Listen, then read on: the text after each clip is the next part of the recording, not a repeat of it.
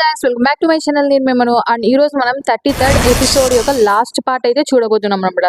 So మనం last ఏం చూసామంటే దోగ్జ వచ్చేసి వాళ్ళ అమ్మని అయితే కన్ఫ్రంట్ చేస్తాడు అనమాట. అసలు ఎందుకు ఇదంతా చేస్తున్నావు, ఎందుకు నన్ను ఎంతగా ఆవాలని చూస్తున్నావు, అసలు ఎందుకు ఇంతవరకు వస్తున్నావు, నువ్వు చెప్పు, ఏదో ఒకటి చెప్పు, నీకు ఏమనిపిస్తే అది చెప్పు, కనీసం ఏదో ఒకటి నాకు రీజన్ ఇవ్వు అని చెప్పేసి దోగ్జ అడుగుతూ ఉంటాడనమాట. ఒక్క రీజన్ అన్నా ఇవ్వన్నట్లు దోగ్జ వాళ్ళమ్మని చూస్తాడా. దోగ్జ వాళ్ళమ్మ కూడా ఇంకా ఒక మాట చెప్పాలని అనుకుంటుంది.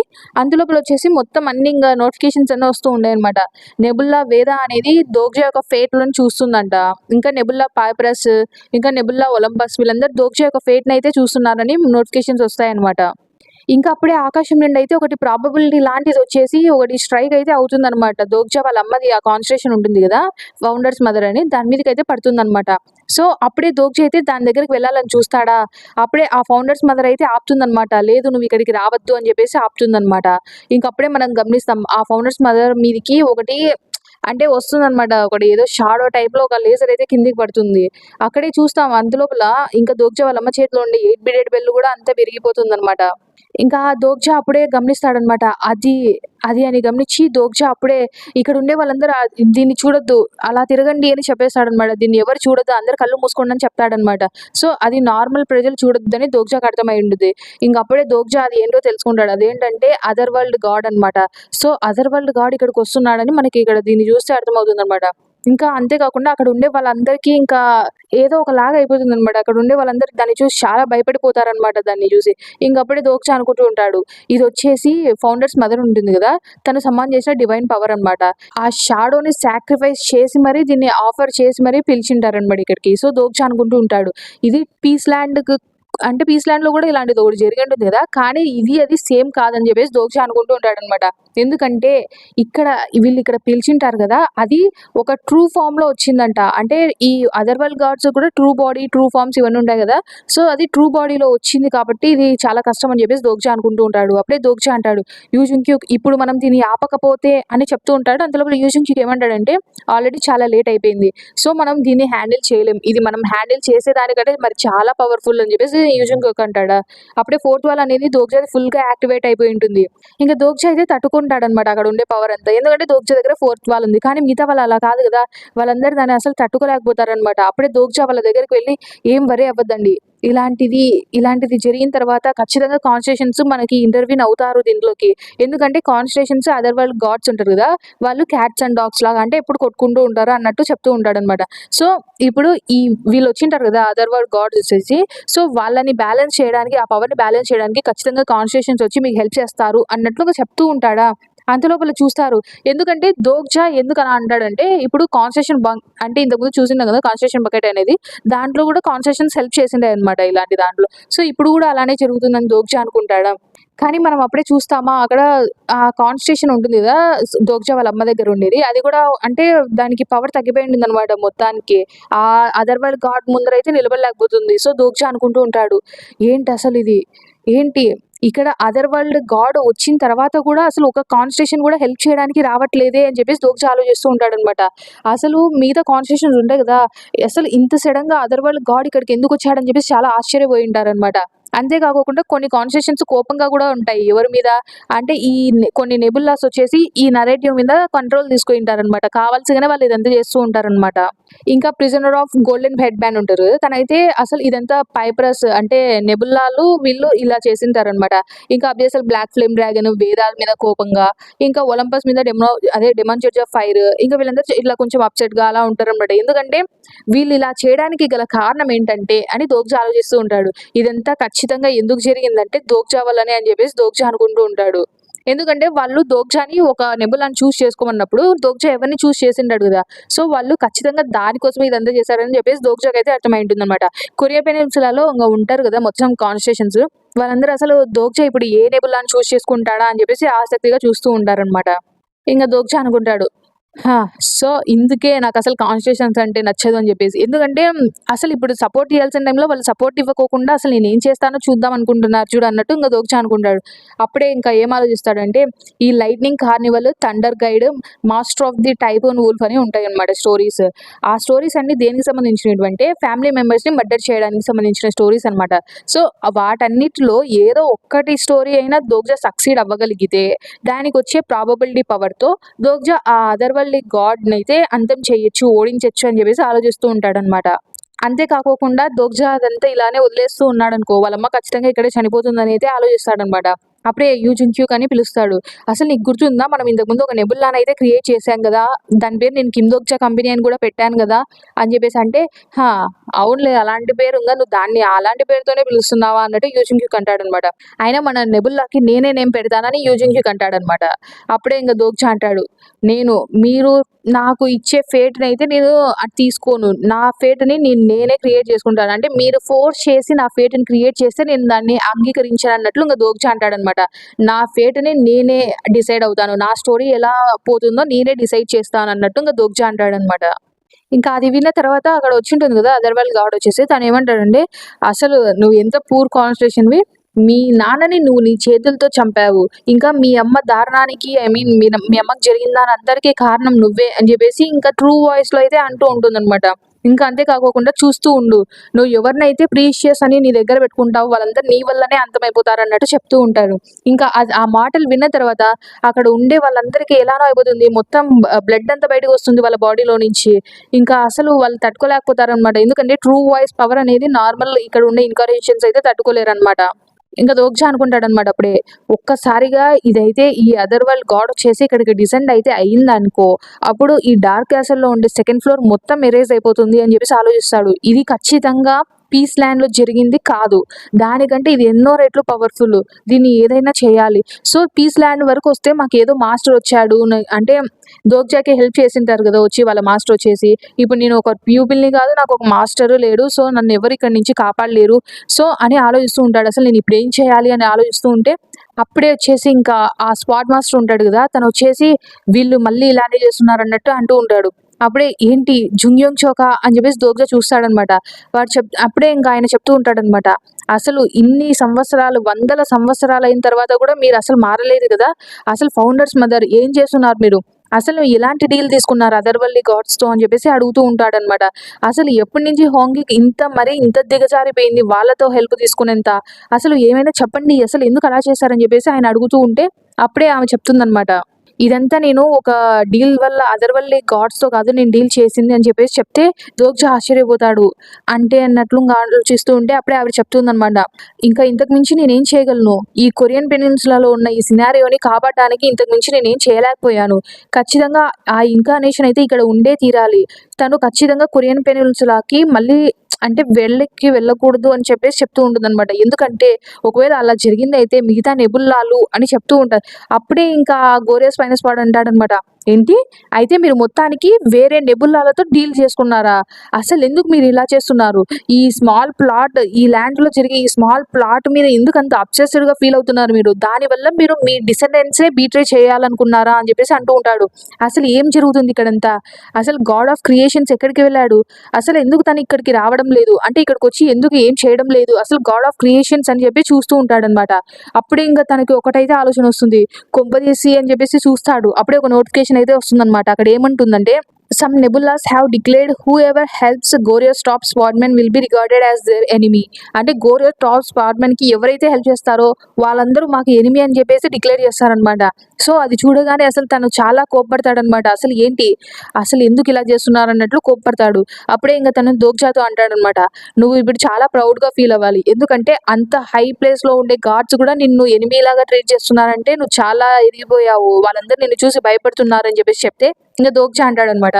"ఇప్పుడు ఆ గౌరవము, ఆ ప్రైడ్ అదంతా తీసుకొని నేనేం చేయాలి? ఇప్పుడు చనిపోబోతున్నాను గదా!" అని చెప్పేసి అంటే, "లేదు నువ్వు చనిపోవు" అని చెప్పేసి ఆయన అంటాడనమాట. ఆయనొచ్చేసి "నేను నిన్ను చనిపోవనివ్వను" అని చెప్పేసి దోగ్జా మీదకైతే డిసెండ్ అవుతాడనమాట. ఇంకా ఇప్పటి నుంచి మనం ఆయన స్టోరీలను అయితే చూస్తామన్నమాట. సో ఇంకా నార్మల్గా అయితే చాలా బెస్ట్ వారియర్ అనమాట. అసలు ఈ ప్రపంచంలోనే ఆయనే చాలా గ్రేట్ వారియర్ అనేసి ఉంటాడనమాట. అతను పుట్టడమే వారియర్ కోసం పుట్టింటాడు అనేసి ఉంటుందన్నమాట. సో అతని స్టోరీస్ అన్ని ఇప్పుడు మనం చూస్తామన్నమాట. You have come to know the story, the one who inherits the blood of dragon, ఒక డ్రాగన్ ని అంతం చేసిన వాడు. అంతేకాకుండా the one who defeated an army with a single sword swing. So చాలా ఆర్మీలను కూడా ఇతను జస్ట్ తన స్వాట్ తోనే అంతం చేయగలిగాడు. అంతేకాకుండా 36 జనరల్స్ ఉంటారు కదా, వాళ్ళందరినీ తన కొద్ది తనే అంతం చేశాడనమాట. So the butcher of the battlefield. ఇంకా అంతేకాకుండా ఈ వరల్డ్ లో తిని చాలా స్ట్రాంగ్ అని చెప్పేసి అతన్ని ఈ సినారియో నుంచే ఎక్స్క్లూడ్ చేసేసారనమాట. అతన్ని ఎలాగైనా ఈ సినారియో నుంచి బయటికి వేయాలి అని చెప్పేసి అప్పుడు అతనికి ఇంకొక స్టోరీ వచ్చి ఉంటుంది. అదేంటంటే the one who exhaled from the scenarios అనమాట. సో ఇదంతా దోగ్జా చూస్తూ ఉంటాడు, ఇతని స్టోరీస్ అన్ని చూస్తూ ఉంటాడు దోగ్జా. అప్పుడే ఆయన వచ్చేసి దోగ్జాతో చెప్తాడనమాట, ఒకప్పుడు నేను కూడా నీలానే ఉండేవాడిని. ఈ ఫేట్ వచ్చేసి ఇప్పుడు దోగ్జా మీద ఫేట్ ఎలా పడుతుంది, దోగ్జాని ఎలాగైనా ఇక్కడ నుంచి అంతం చేయాలని చెప్పేసి, అలాగనే ఒకప్పుడైతే ఆయన మీద కూడా ఇలానే జరిగిందని చెప్పేసి ఆయన చెప్తూ ఉంటాడనమాట. You have come to know the story, the one who fights against fate అనమాట. అంటే ఫేట్ ని మరి ఎదిరించి తను ఇక్కడ ఉన్నాడని చెప్పేసి ఇంకా అదే స్టోరీ అనమాట. సో ఇంకా ఆలోచిస్తూ ఉంటాడు దోగ్జా వచ్చేసి, నాకు జుంగ్యోచోక్ వచ్చేసి చాలా అంటే స్ట్రాంగ్, అంతేకాకుండా తను వచ్చేసి చాలా అన్ఫేర్ గా ట్రీట్ చేశారు తనని అని తెలుసు దోగ్జాకి. అంటే తను ఒక కాన్స్టిట్యూషన్ అయినప్పటికీ తనకి చాలా బ్యాక్లాష్ ఉంది అక్కడ అని తెలుసు దోగ్జాకి. కానీ తను ఇలా ఫేట్ వల్ల కూడా ఇలా సఫర్ అయ్యాడని నాలాగా నాకు తెలియదు అని చెప్పేసి దోగ్జా ఆలోచిస్తూ ఉంటాడు. అప్పుడే ఇంకా లాస్ట్ కి the story the one who fights against fate అనేది మొదలవుతుంది అనమాట. ఇంకా దోగ్జా అయితే ఆయనని గమనిస్తూ ఉంటాడు. దోగ్జా వచ్చేసి తన ఫామ్ లో ఉన్నాడు అనమాట, అదే వ్యూవర్ పాయింట్ లో ఉంటాడు దోగ్జా వచ్చేసి. దోగ్జా బాడీని అయితే ఆయన డిసెండ్ అవుతాడు అనమాట. సో అప్పుడు ఆయన చెప్తూ ఉంటాడు, ఫేట్ నా మీద ఏం పెట్టిందో తెలుసా నీకు, కానీ ఫేట్ నా మీద పెట్టిన సఫర్ అయింటా కదా నేను, అదంతా నువ్వు ఇప్పుడు భరించేంత లేదు. నాకు ఎదురుగా కేవలం ఒకే ఒక నెబుల్లానే ఉండింది, ఒక నెబుల్లానే నాకు అదంతా చేసింది. కానీ నీకు అలా కాదు. నేనైతే అప్పుడు ఎలాగా అంటే సేవ్ అయ్యాను, సర్వైవ్ అయ్యానంటే నాకు హోంగిక్ అనే ఇది హెల్ప్ చేసింది అనమాట. సో నేను అందుకే సర్వైవ్ అవ్వగలిగాను. కానీ నేను ఇప్పటికీ ఒక్కటైతే ఎగ్రేట్ అవుతాను, సో నేను అలాంటి నెబుల్లాలతో చేతులు కలిపి వాళ్ళతో సహాయం తీసుకొని ఉండకూడదు అని చెప్పేసి అనుకుంటూ ఉంటాడనమాట. అందుకే నేను ఇప్పుడు నీకు హెల్ప్ చేస్తున్నాను అని చెప్పేసి ఆయన అయితే దోగ్జా స్వాడ్ అయితే యూజ్ చేస్తాడనమాట. ఇంకా అప్పుడు వచ్చేసి ఆ అదర్వల్లి గాడ్ ని మనం చూస్తే ఆవిడ ఉంటుంది కదా వాళ్ళమ్మనైతే అది అంటే తన ఆధీనంలోకి తీసేసుకొని ఉంటుంది అనమాట. ఇంకా ఆయన చెప్తాడు, నీ స్వాడ్ చాలా బాగుంది, నేను కొంచెంసేపు దీన్ని బారో చేస్తానని చెప్పేసి తీసుకొని తన పవర్ ని ఆ స్వాడ్ తో యూజ్ చేస్తాడనమాట. ఆయన వచ్చేసి దోగ్జా అనుకుంటూ ఉంటాడు, వావ్ అసలు ఈ పవర్ తో కానీ ఫైట్ చేస్తే నిజంగానే నాకు విన్ అయ్యే ఛాన్స్ ఉందేమో అన్నట్టు ఇంకా దోగ్జా అనుకుంటాడు. ఒక్కసారిగా ఆయన గాల్లోకి ఎగురుతాడు అనమాట, ఫైట్ చేయడానికి అయితే స్వాడ్ ని స్వింగ్ చేయడానికి అయితే ఎగురుతాడు. కానీ అప్పుడు తనకు ఒక్క ఆలోచన వస్తుంది, నేను దీన్ని నిజంగానే చంపగలన్నా అనే క్వశ్చన్. ఇంకా అసలు ఇది చాలా పెద్ద మాన్స్టర్ కదా, ఐ మీన్ మాన్స్టర్ అదే అదర్వల్లి గాడ్ చాలా పెద్దది కదా, దీన్ని నేను ఎలా చంపగలను అని చెప్పేసి ఆలోచిస్తాడు. కానీ మళ్ళీ తన కాన్ఫిడెన్స్ గా చెప్పుకుంటాడు అనమాట, నేను జుంగ్యోంగ్, సో నేను ఖచ్చితంగా దీన్ని అంతం చేయగలను, నేను అసలు ఈ ప్రపంచం ఈ కొరియన్ పెనిన్సులాలోనే గ్రేటెస్ట్ వారియర్ అని చెప్పేసి ఇంకా తను అనుకుంటాడనమాట. అప్పుడే తను ఫస్ట్ సెకండ్ స్వాడ్ అయితే యాక్టివేట్ చేస్తాడనమాట. సో అలా తను స్వింగ్ చేస్తాడు తన స్వాడ్ ను వచ్చేసి. సో అదేంటంటే మౌంటైన్ స్ప్లిటింగ్ సెకండ్ స్లాష్ అనమాట. ఇంకా దోగ్జా ఆ 2 స్లాషెస్ ఇచ్చిన తర్వాత తన బాడీ నుంచి అతనైతే వెళ్ళిపోతాడు అనమాట. దోగ్జా బాడీ ఆల్రెడీ ప్రాబబిలిటీని అయితే ఫేస్ చేస్తూ ఉంటుంది అనమాట. దోగ్జా అనుకుంటాడు, చాలా అంటే చాలా పడి ఉంటుంది అనమాట దోగ్జాకి, అది తట్టుకోలేకపోతూ ఉంటాడు అనమాట. ఇంకా కాన్స్టిట్యూషన్ టాప్ స్క్వాడ్ మ్యాన్ వచ్చేసి ఇంకా దోగ్జాని అలా చూస్తూ ఉంటాడు.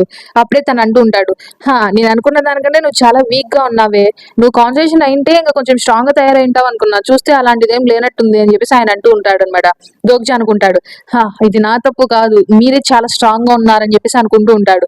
అప్పుడే దోగ్జా తన చేతులు చూసుకుని అనుకుంటాడు, నేను ఇంకా ఇలా ఎంతసేపు ఫైట్ చేయగలను, నా చేతులు ఇలా అయిపోయాయి అని చెప్పేసి చూసుకుంటూ ఉంటాడు అనమాట. ఆ ప్రాబబిలిటీ స్ట్రాంగ్ వల్ల దోగ్జా అయితే తన బాడీ ఇంకా అంతా తన బాడీ నుంచి కూడా బ్లడ్ వస్తూ అలా ఉంటుందన్నమాట. అనుకుంటూ ఉంటాడు, అంటే జుంగ్యోక్ చాలా అంటే ఎంత పవర్ఫుల్ అని నేనైతే అనుకోవడం లేదు, నా బాడీ అసలు తనని ఎంత తట్టుకోలేకపోతుంది అనమాట.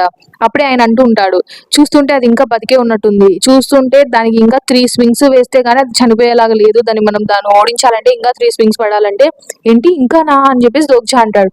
అంటే ఇంకా ఆయన చెప్తూ ఉంటాడు అనమాట, యాక్చువల్ గా నేను అంత అంటే 3 స్వింగ్స్ వెళ్ళి ఇంకా దానికి మించి వెళ్ళేంత వరకు ఇంతవరకు ఆ ఛాన్స్ రాలేదు నాకు. కానీ ఇప్పుడు దీన్ని చూస్తుంటే అలానే చేయాల్సింది వచ్చేలాగుంది. ఇంకా అంతే కాకోకుండా నువ్వు ఉన్న స్టేట్‌లో నేను అది యూజ్ చేయలేనేమో అని చెప్పేసి ఇంక అనుకుంటూ ఉంటాడన్నమాట ఆయన వచ్చేసి. అంటే 2 స్వింగ్స్‌కే దోక్జా ఇలా అయిపోయాడు. ఇంక థర్డ్ స్వింగ్ పడితే దోక్జా ఏమైపోతాడో అన్నట్లు అనుకుంటూ ఉంటే దోక్జా అంటాడనమాట. ఒకవేళ మనం దాంతో మాట్లాడి చూస్తే అని చెప్పేసి అంటే, "ఏంటి మాట్లాడి చూస్తావా? అది కూడా దాంతోనా? అసలు అది వర్క్ అయ్యే ఛాన్సే లేదని" చెప్పేసి ఆయన చెప్తాడనమాట. దోక్జా ఏమో కానీ ఎంతైనా అది ఒక గాడే గదా! గాడితో మనం మాట్లాడొచ్చేమో అన్నట్లు అంటూ ఉంటే ఆయన అంటాడు అప్పుడే వచ్చేసి, "నువ్వు ఇప్పటికి మీ అమ్మని అంటే కాపాడదాం అనుకుంటున్నట్టున్నావు. కానీ నువ్వు దాని గురించి మర్చిపోతే మంచిది. ఎందుకంటే ఫౌండర్స్ మదర్‌ది షాడో వచ్చేసి ఆల్రెడీ అది డివోర్స్ చేసేసి ఉంటుందన్నమాట. సో, మీ అమ్మది సౌల్ కూడా తను ఆల్రెడీ డివోర్స్ చేసేదే. కానీ అది ఇంకా పీస్‌గా డివోర్స్ చేస్తుందన్నమాట. సో, నువ్వేం చేయలేవు దీంట్లో" అంటే ఇంక దోక్జా అంటాడన్నమాట. "నాకు తెలిసి ఇంకా డివోర్స్ చేసుండదు. ఎందుకంటే అదర్‌వల్లి గాడ్స్ మిగతా గాడ్స్ ఎలా ఫీడ్ చేసుకుంటారో అలా చేసుకోరు. వాళ్ళు మనలాగా కాదు" అని చెప్పేసి చెప్తూ ఉంటే, "నువ్వు మాట్లాడి చూస్తుంటే నీకు వాళ్ళ గురించి బాగా తెలిసినట్టుంది" అని చెప్పేసి దోక్జాని అడుగుతాడు. అప్పుడు దోక్జా ఆలోచిస్తూ ఉంటాడన్నమాట. దీంట్లో నాకు ఒక్క డౌట్ కూడా లేదు. అదేంటంటే ఈ 12 గిగాంటిక్ టెంటికల్స్ అంటే అదర్వల్లి గాడ్ గురించి మాట్లాడుతూ ఉంటాడన్నమాట. ఆ బాడీ అబ్స్కర్డ్ బై థిక్ ఫాగ్. అసలు దీన్ని చూస్తుంటే ఇది ఖచ్చితంగా ఇంగా యూజన్ క్యూక్ వచ్చేసి 136th రౌండ్ లో వచ్చేసి దీంతో ఫైట్ చేసింటాడనమాట. సో అని చెప్పేసి దోగ్జా ఆలోచిస్తూ ఉంటాడు.